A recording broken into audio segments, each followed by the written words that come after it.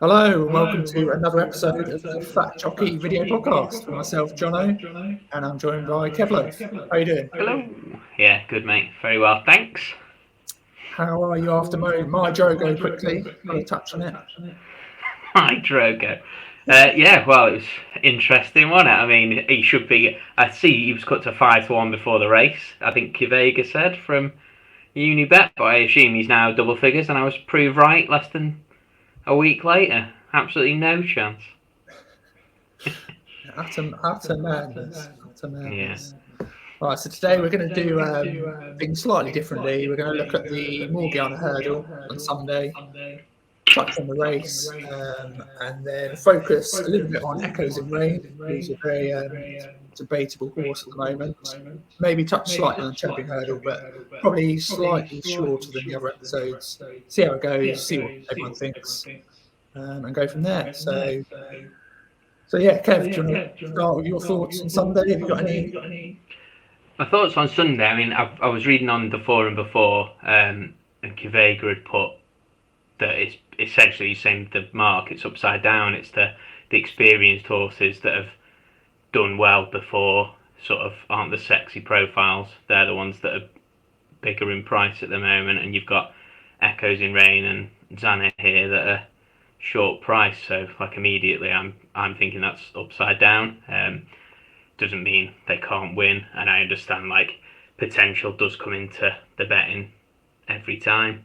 But the first place I'd be looking is who's the best horse in the race, and for me, the best horse in the race is not the one that's favourite. So I would look at that and think, is there a bet in this race? And then it's just working out which one of the ones it is, and none of them are that exciting, which is not ideal. Yeah. I think it's a pretty trappy race, to be honest. I think you got in and out horses. I completely and we'll go on Echoes in Rain shortly, who I will be making a case for the Champion Hurdle, but I actually think her price. I think her price for Sunday is bonkers. Evens. Yeah. You said Kuvega mentioned it. You mentioned it. I don't think it should be underestimated how actually tough it's going to be. She's coming out of novice company. She's only 5. And yeah, I mean, Sharjah is in and out. He's not. He's consistent in the right conditions, but he still throws a wobbly in now and again. The race reminds me a bit actually of the Classical Dream Morgiana a couple of years ago, where he was the sexy one coming into the race. You had Saudi Sharjah. The market was completely wrong on that. Obviously, Sharjah disappointed, but Saudi won. Classical Dream disappointed, and yeah, I think it's similar to that. I think Xana here. I don't really know what he's doing that short compared to the others. I mean, if you look at the last race, 3 of his rivals rated 85, 92, and 111. I mean, it was pants basically. He's 5 years old. Yeah, he's probably on an upward curve. I think he might need further. So he's just shouldn't be in and around Charger's price. Definitely, I'd have Abracadabras above him as well. Yeah. Do you think with like you said about Echoes in Rain coming in as like the sexy one, and similar to Classical Dream, like Classical Dream was, I'd say, a lot higher profile coming in, and sort of like winning a Supreme justifies the sort of hype around him. Whereas I'm looking at this, like Abracadabras won the race last year, and I'm a big fan. Big fan. Like, he was disappointing pretty much all. And you liked him as well, actually, didn't you? Last year, we liked him and San Roi, and they were both pretty disappointing all year, to be honest. But I think that looking at that, if I was having a bet, it would be there's like 11-2 Abracadabras. I think I'd back that. I mean, this might be like a tactical run race, and with there not being many runners, I mean, that can be a bit cliche, can't it? But if it's not an end-to-end gallop and him sort of having a strong race pace to run at, he might not be at his best here. But I mean, winning the race last year 11-2, and I look at the horses shorter than him. I mean, Durasso I'm not interested in at all, but I think he's a better horse than Xana here. I think he's a better horse than Echoes in Rain, and I don't think he's a better horse than Sharjah, but Sharjah's so in and out that if I was having a bet, that's where I'd end up. Yeah. I mean, I was, like I say, a fan of Abracadabra's. I thought he was going to make a real dent in the race last year. It just never happened. I think him and Samoa were kind of hovering around the market early on. We thought they were going to make the step up, and they never did. But yeah, I thought Samurai was the one. I thought that was going to be from that county hurdle, and was wrong essentially. Again, it just never worked out. I mean, I think for me, you can get 7-2 on Sharjah, each way 2 places. It's not that attractive, but that's probably what.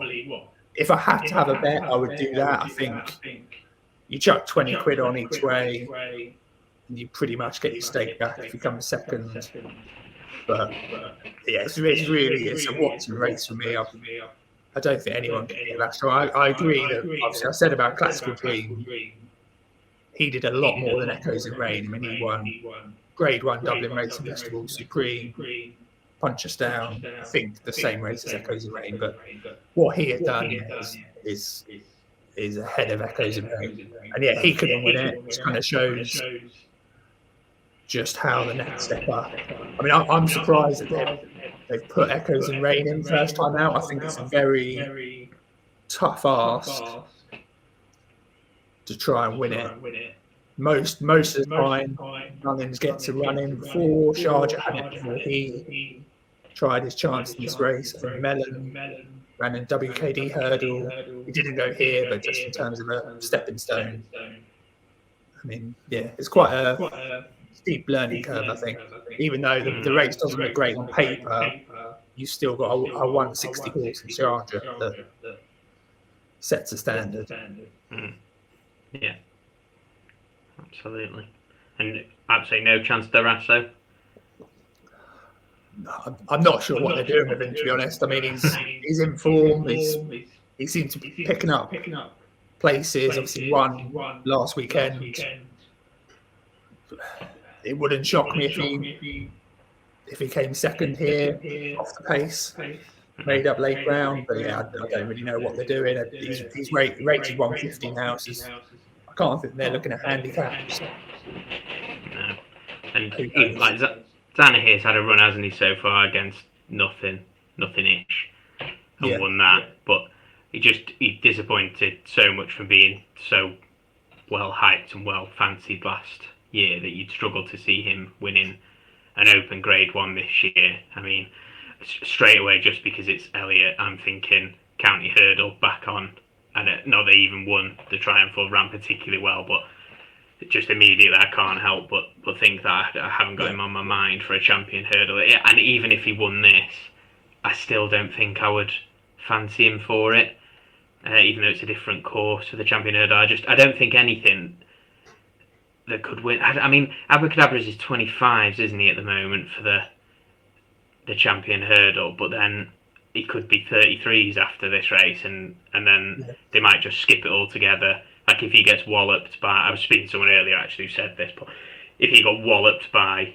Honeysuckle at some point this season, then they might just skip Cheltenham altogether and just try and back up at Aintree. So I wouldn't be that interested in Abracadabras either. So I suppose, I mean, it might lead you on to trying to make a case for me to back Echoes in Rain. Yeah, you've landed on it. I mean, Sharjah's beaten Abracadabras 3 out of 4 times last season as well. So I think at first I thought he was maybe the play, but I'm not really sure why he would reverse the form, to be honest. So yeah, Echoes in Rain. She's the one. So yeah, you're not a fan.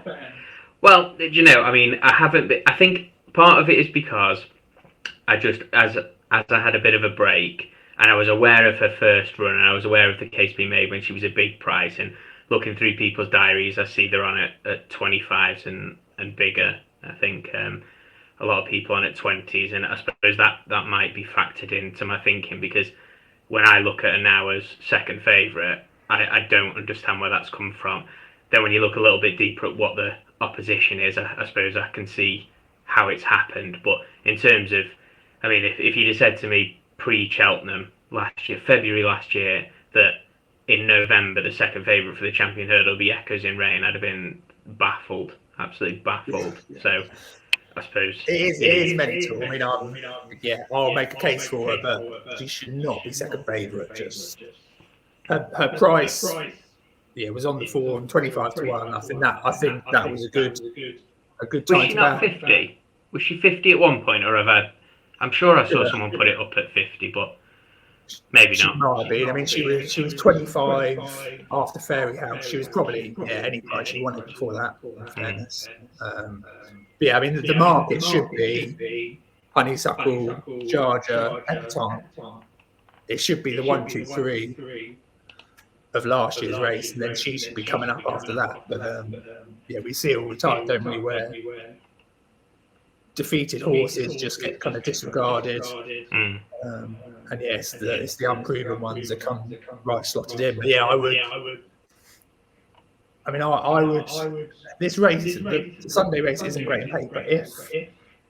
If Echoes in Rain improves like I think she will, I think if this was the Punchestown Grade 1 in April, I think she'd probably win this quite easy. But she needs to make that progression. I mean, just in terms of how I think she'll do it. If you look at she's 5 years old, and I think if you look at the last 10 years, Willie Mullins has actually had 5-year-olds going on 6, and quite a lot of his runners in the champion hurdle actually improved quite considerably. And I think, especially given she's quite quirky, she's quite immature still, which I quite like, because I think there's a lot of potential there. Just regardless, and I think add in the immaturity. I think when things kind of click into gear for her, I think she's really going to step it up. I mean, she's rated 143, which is absolutely nothing. 150 with the mare's allowance. It does actually bring her kind of near the top of the last season novices. It still doesn't mean she's going to have a factor in the race this year. But I mean, if you take Arctic Fire was 147. He improved 22 pounds by the end of his 6-year-old season. Zadpor, 20 pounds. Charger himself was 144. He improved 19 pounds. Mellon was 152. He improved 13 pounds. And then you got Nichols Canyon, Arena, Semper Medici. You're looking at 7 to 5 pound improvement. Samoa, who we loved, he was 151, so actually not far off what Echoes in Rain is if you factor in her allowance. He found 6 pounds improvement in I think we've said a disappointing season. I think that's an excellent point. I really like that. The only thing I'm thinking is how much of that is naturally down to coming out of novice season into open company. Like the average of horses improving must be 6 pounds, or I don't know what the average would be, but that must be a factor. Like the first ones where it's 19, 20 pounds, that's a really, really good point.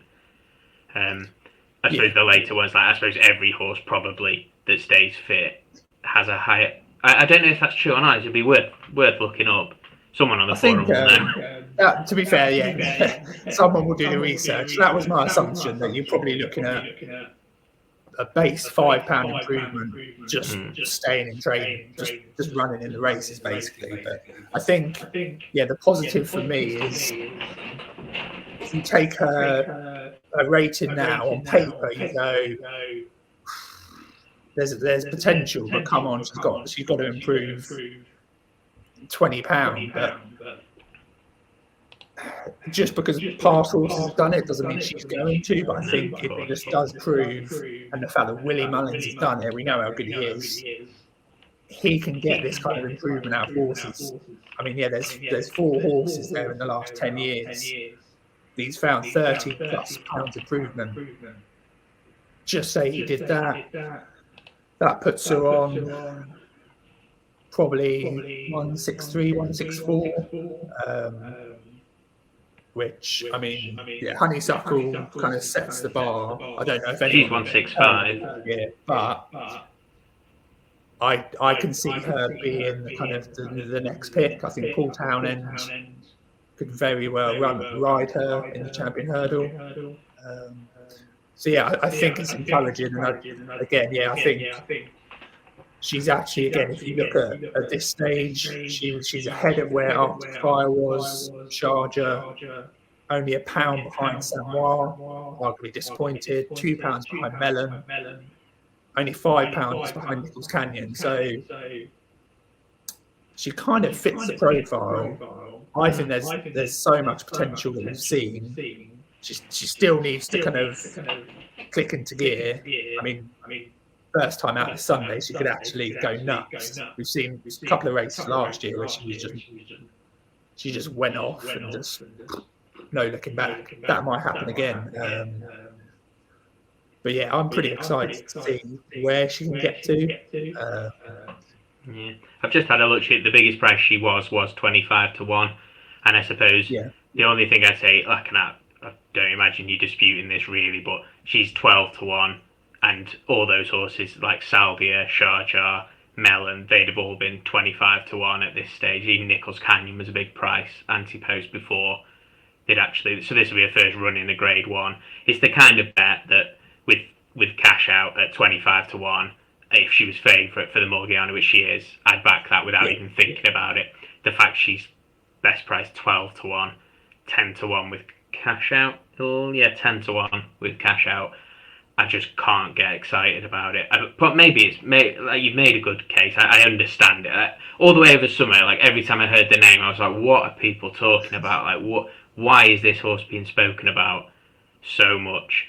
But I do see it's a good case. I just can't back her at 10 to 1. Even if she won, the thing for me is, even if she won, let's say she halves in price, she wallops them, I just don't see her as a problem for Honeysuckle, which is very, very boring. Soz. in fairness, I think yeah, the time was to get her, which is even more boring. We're going on a podcast saying basically you haven't backed her, just I've got a fancy price, which a lot of the form have. But yeah, I've got a fancy price. Loads. Just leave her, because if I was in your shoes, I'd be exactly the same, because she's not. I don't really know why she's so short.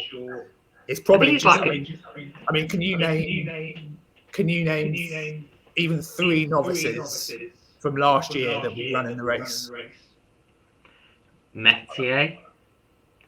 Yeah, Metier. I think he might be going chasing, but to be honest, I think one of the novice chasers will end up in it. It wouldn't surprise me if Fernie Hollow or even Bob Ollinger, or, like, heaven forbid, Appreciate It doesn't take to fence it. Like, I mean, that's not going to happen. That's stupid. I'll edit that. I'll cut that. But I don't know. Just one of those that's going novice chasing just might end up there, just because some of them have got to look at it and just be like, even third time lucky you've started well, you're just like, it must cross their minds to go, let's say something happened to Honeysuckle, or you're looking at Echoes in Rain, you're like, oh, what, that's second favourite for a champion hurdle. Like, have I got a horse in my yard that can get near to Echoes in Rain? Maybe not, because I can't name any. Fernie Hollow. We've spoken about him enough then. Yeah, he's one that. Yeah, he could put his.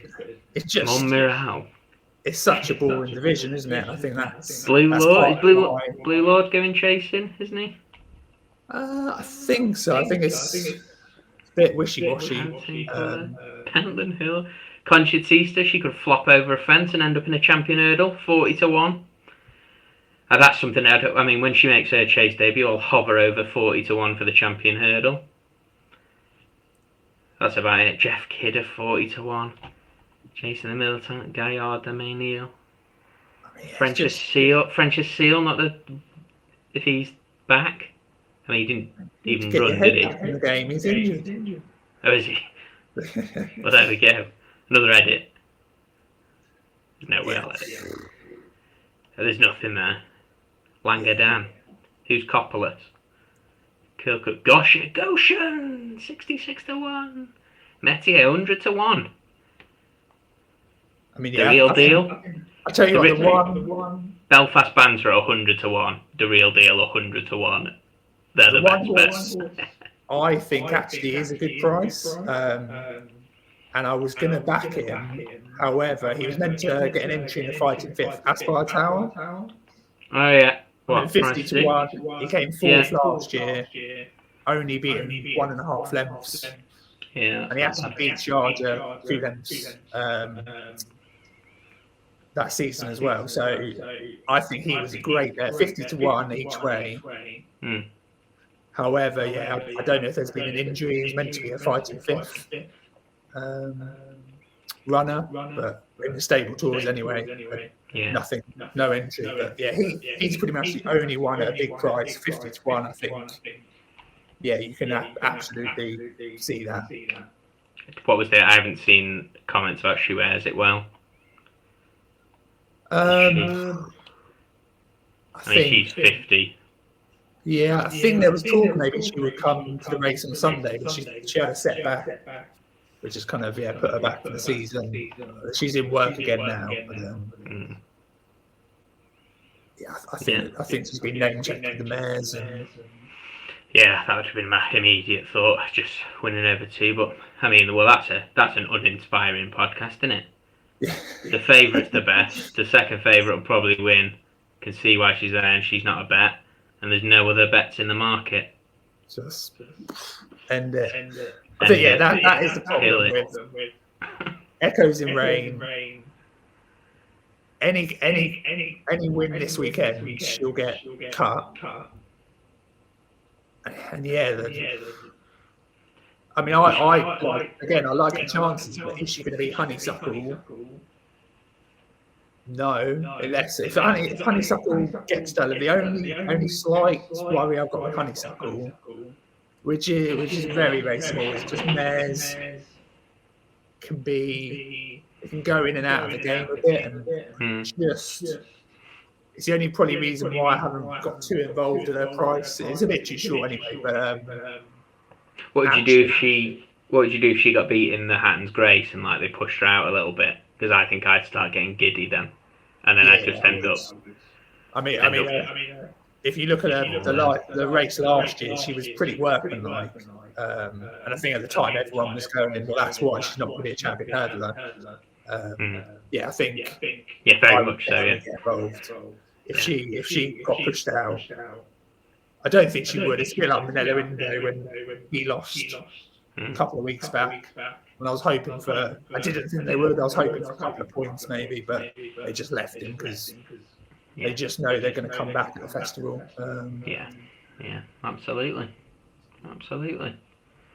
And do you want to price on Echoes in Rain 7-1 each way? No. I mean, the only other bet that I might do in the champion hurdle is, I would imagine come February time, maybe sooner, you'd get her without the favourite market. If you could get, say, Charger at 4-1, maybe. It might be double figures by then. She's been beaten a couple of times. I mean, it's a weird market where Honeysuckle, the champion favourite, isn't gonna touch one of the trials till February. So you've got Sunday, you've got the Christmas races. It's there. The races, the market's open for something to come along. She's just letting them do their thing, whether something comes or not. I think with Echoes in Rain as well, I think it's quite taken how. I mean, if you look back at some of the comments, I think in the stable tour, Mullins said it's taken 2 years to try and get her to settle. That he didn't want to bring her to Cheltenham last year. She might boil over. I think they're really persistent with this mare. I don't think they'll be doing it if there's not. It might not come about. I don't think they'll be waiting. I don't think she's going to be a 2-year project. holding her back from Cheltenham, which, I mean, you got to think the mare's novice, Mullins just chucks everything he's got basically at the race. I think he had 4 last year, 7 a couple of years back. I think if she wasn't held in high regard, I don't think they would have held her back for Cheltenham. So again, I just think that's another positive. There's not many. There can't be many second favourites that haven't. Second favourite for Champion Hurdle that's never been to Cheltenham and won't be to Cheltenham before she turns up. That's probably a good shout. Yeah. That's reason enough to. I think we should probably touch on as well. Reason enough to not back an hour, and a lot of people on the forum like to win today and mark it. And I think I saw someone say that was 14 or 16 to 1, which is just a horror bet, an absolute horror bet. You should just back her to win and back her whatever price she is afterwards, if you wanted to do that, because there's no way. I think nine times out of 10, those are just the worst prices. Yeah. There are good ones, but that one this weekend is not one in my opinion. But yeah, no, she won't go to Cheltenham, will she? She'll never have travelled over.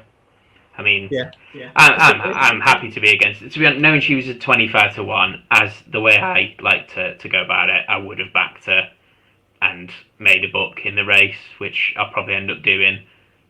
I mean, I don't know if she's second favourite. I might just leave it and just have just Honeysuckle. The Appreciate Honeysuckle double. That's it. Day 1, done. I mean, on the 12th of November, done. Yeah, write it off. I mean, I genuinely, and I think sometimes you can kind of put a brave face in it. If she came second and ran a good race, I'd be delighted on Sunday. I'd be quite shocked if she wins. I'd be loving it. Obviously, I backed her, but if she comes second in the next few races, I mean, again, just looking back at some past horses, Arctic Fire got beaten by Little King Robin. Don't know who he is. Yeah, but she needs to go out to 20 to 1 again before. But yeah, I mean, but that's the thing. It wouldn't shock me if she becomes a price. You might. I mean, the thing is, if you're against her now and she gets defeated, you're probably going to go, well, that's why. But if she depends what price they made her. I think if they'd pushed her out enough, then I would take on board because she can improve. It's not. I don't hate the horse. I just at the price, having missed it at the price, I suppose it's easy to just ignore. But I do try and if the bookies overreact, which they might, because she'll go from being second favourite and everyone will jump on the bandwagon and say, well, that was a ridiculous price that she was. She might become a backable price. It's a bit like it happened with Goshen, didn't it? Yeah. They put him to a backable, and Pentland Hills. It's all about the performance. If there's enough there, and you got to remember, Bet365 are prime candidates for a push because of the cash out. You can generally get them being overpricing a horse on the back of a defeat. So that's one where if she gets beat a couple of times, but there's enough there, I would probably look at, and I might actually top up again. But fair enough. Well, I think we've covered literally every possible scenario. Back her, don't back her. To summarise, you were mad for not betting her at 25 to 1. Chance. Move on. Chuck it on Honeysuckle. Be done with the race. Yeah, double. The Appreciate Honeysuckle double. Can't be beat. Can't be bet. Day 1 easy. Banker. Right. So what we'll do, we'll summarise all of the. We'll put a little thread together for everyone to say what they liked about the 3 podcasts we've done, and we'll try and get some other people involved, I think, going forward. That seems to be the general consensus. So get ready, fat jockeys. We're coming for you. And we'll get a poll on for Echoes in Rain. Will she? What's the poll going to be? Win the Morgiana and place in the Champion Hurdle? Even run? Is she a genuine Champion Hurdle contender? Yeah, okay. No is the answer. I mean, she's not fine. She's never going to get people saying her price. What do you reckon that'll be? I reckon I'd go 66% will say yes. Maybe more, because the forum, there can't be many people not on I think a lot of people got on. You love her, it's you. You're the only one. One Yeah, vote. fair enough. I'm okay with that. Right, 26 minutes. That's 11 minutes longer than I wanted to be here on Friday night, so I'm going. Cool. See you later, guys. Let me just put my banner up. Da da da da da da. Hey! Well proud of that. Right. See you later. Cool. Cheers, man. Cheers, everyone.